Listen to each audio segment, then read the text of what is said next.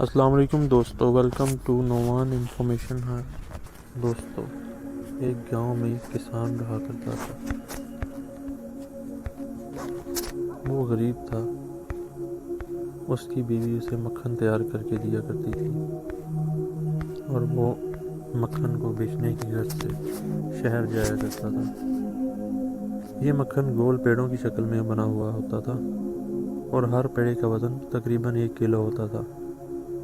شہر میں کسان نے اس مکھن کو حسب معمول ایک دکاندار کے ہاتھوں فروخت کیا اور دکاندار سے چائے کی پتی، چینی، تیل اور صابن وغیرہ خرید کر واپس اپنے گاؤں کی طرف روانہ ہو گیا۔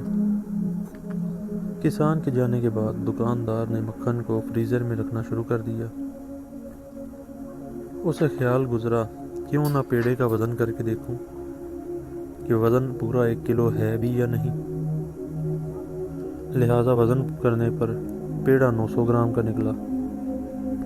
حیرت و صدمے سے دکاندار نے سارے پیڑے ایک ایک کر کے تول ڈالے، مگر کسان کے لائے ہوئے سب پیڑوں کا وزن ایک جیسا 900 گرام ہی تھا۔ اگلے ہفتے کسان حسب سابق مکھن لے کر جیسے ہی دکاندار کی دکان پر پہنچا، دکاندار نے کسان کو دیکھتے ہی چلانا شروع کر دیا اور کہنے لگا کہ وہ دفع ہو جائے۔ وہ کسی بے ایمان سے اور دھوکے باز شخص سے کاروبار کرنا پسند نہیں کرتا۔ 900 گرام مکھن کو پورا 1 کلو کا کہہ کر بیچنے والے شخص کی شکل دیکھنا بھی گوارا نہیں کرتا۔ کسان نے افسردگی سے دکاندار سے کہا، میرے بھائی، مجھ سے بدظن نہ ہو، ہم تو غریب اور بیچارے لوگ ہیں، ہمارے پاس تولنے کے لیے باڑ خریدنے کی استطاعت نہیں۔ آپ سے جو 1 کلو چینی لے کر جاتا ہوں اسے ترازو کے ایک پلڑے میں رکھتا ہوں، دوسرے پلڑے میں مکھن کا وزن تول کر برابر کر لیتا ہوں۔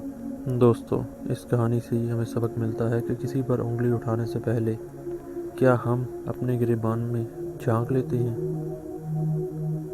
کہیں یہ خرابی ہمارے اندر تو نہیں، کیونکہ اپنی اصلاح کرنا مشکل ترین کام ہے۔